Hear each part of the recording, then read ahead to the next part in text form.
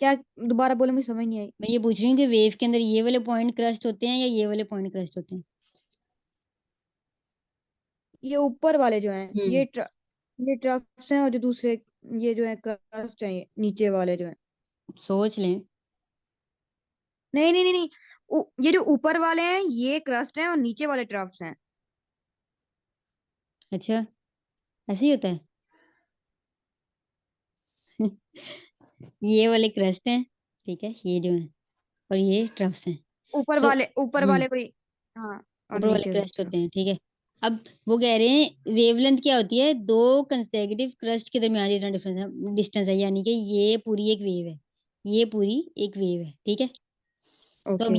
ये बता रहे हैं कि वेवलेंथ जो है, वेवलेंथ हम किस तरह मेजर करते हैं, उसका यूनिट होता है न्यूटन मीटर या पिकोमीटर, ठीक है।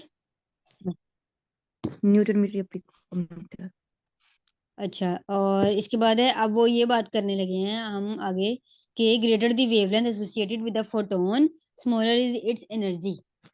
अब ये यहाँ पे देखो, अब E is equal to H C over lambda, lambda जो है वो डिनोमिनेटर में है ना, हमने भी निकाला है ना ये, जी। हमने भी किया है। तो एनर्जी और वेवलेंथ का क्या है, इनवर्स रिलेशन है, ठीक है।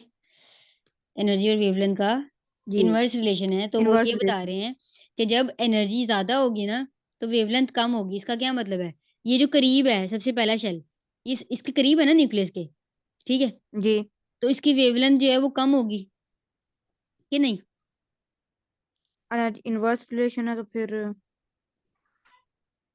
यहाँ भी कम। असल में ना हम वेवलेंथ से इधर नहीं देखेंगे, आप वैसे ही गौर से खुद देखो कि जितनी ज्यादा वेवलेंथ होगी ना, ठीक है, अ, उतनी कम एनर्जी होगी, ठीक है। ओके। ये बात हम कर रहे हैं, वेवलेंथ हम वेव की बात कर रहे हैं, अभी हम ये इस पे अप्लाई नहीं करेंगे एटम पे। Greater the wavelength associated with the photon, अब फोटोन की बात करें, यानी कि जो पैकेट ऑफ एनर्जी आर है, ठीक है, ओके। वो उसकी वेवलेंथ जितनी ज्यादा होगी ना, उतनी कम एनर्जी उसमें होगी, क्योंकि ये हमने यहाँ पे देख लिया, ये इनवर्स रिलेशन है ना। ये चीज समझ आई जी। आपको?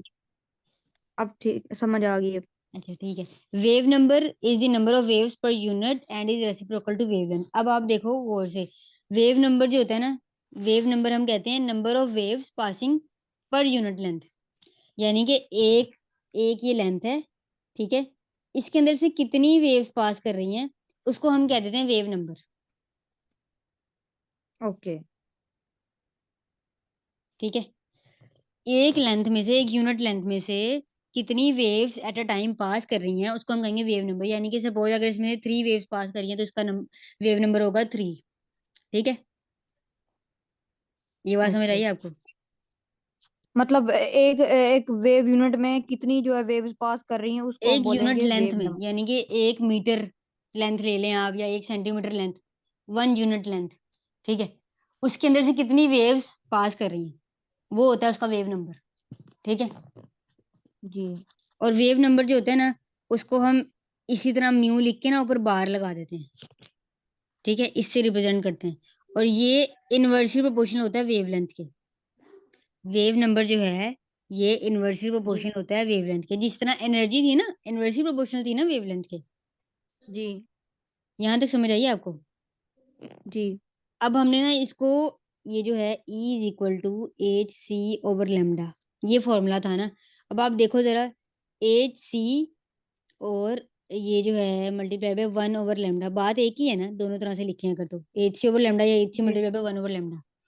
अब हाँ। हमने इस 1 ओवर लेमडा को जो है ना, वेव नंबर से चेंज कर देना है।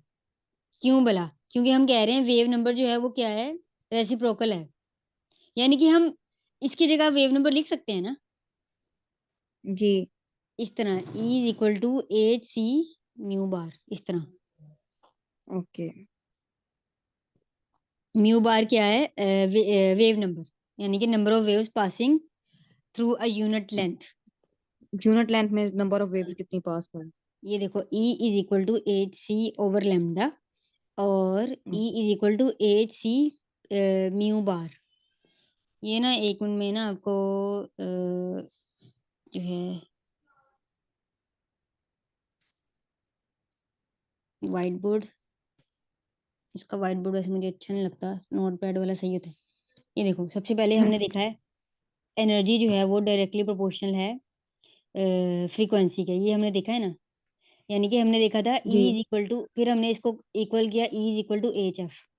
ठीक है, ये हमने किया ओके है ना अभी। और एच क्या था, प्लांक्स कांस्टेंट। ओके इसकी वैल्यू भी इन्होंने दी हुई है, वो आपने याद रखनी है। अब हमने इसके बाद देखा v is equal to F lambda, ये फॉर्मूला था एक जो फिजिक्स में होता है वेलोसिटी का। ठीक है, यहाँ पर हम केमिस्ट्री में v को c से रिप्लेस कर देते हैं, यानी कि c जो है वेलोसिटी ही है, ये बस उन्होंने अल्फाबेट चेंज कर दिया। फ्रीक्वेंसी को, ओके फ्रीक्वेंसी को किस तरह रिप्रेजेंट मी करते हैं? म्यू से। म्यू से, और ये लेमडा। ठीक है, ये हो गया। अब हमने ना फ्रीक्वेंसी की जगह पे, फ्रीक्वेंसी को इस जगह पे रहने देना है, तो सी ओवर लेमडा बन जाएगा ना फिर, सी जी ओवर लेमडा ये बन गया। अब हाँ इसकी जगह पे ये जो हमने, ये है E is equal to H mu, इसको लिख सकते हैं ना इस तरह, E is equal to H F, यही लिखा हुआ है ना हमारी बुक में। जी अब इस म्यू की जगह हमने ये पुट कर देना। ठीक है, okay E is equal to H, अब क्या बन जाएगा आप मुझे बताओ, म्यू की जगह हम क्या पुट करेंगे? C over lambda. तो बन गया ना E is equal to H C over lambda. यहाँ तक जी समझ आई आपको? जी आ गई। अच्छा, अब जब ये बन गया E is equal to H C over lambda, wave number क्या होता है? वेव नंबर मैंने आपको बताया है रेसिप्रोकल है किसका, वेव लेंथ का। जी ये हमने देखा है ना। तो अब यहाँ पे अगर आप देखो, एच सी मल्टीप्लाई बाय 1/λ, मतलब हम लेमडा को अलग करके लिख रहे हैं अभी, ये कर सकते हैं ना हम अभी। जी अब 1/λ की जगह हम क्या पुट करेंगे? ये वेव नंबर। वी की वैल्यू। अच्छा वेव नंबर। ठीक है, तो ये क्या बन जाएगा, E is equal to H C mu bar, यानी कि वेव नंबर। इस तरह से ये फॉर्मूला बना है। ओके समझ आ गई अब आपको? जी मैं इसको लिख लेती हूँ ऊपर, हाँ, आप लिख लो या आप मुझे स्क्रीनशॉट आसानी ले हो। लो, फिर हम आगे पढ़ते हैं। मीटिंग फिर ठीक ये है मैं ना। स्क्रीनशॉट ले, हम्म, मैं स्क्रीनशॉट ले लेती हूँ। आप पढ़ाएं यार। ले लिए स्क्रीनशॉट? लिए मैंने। ठीक है, अच्छा।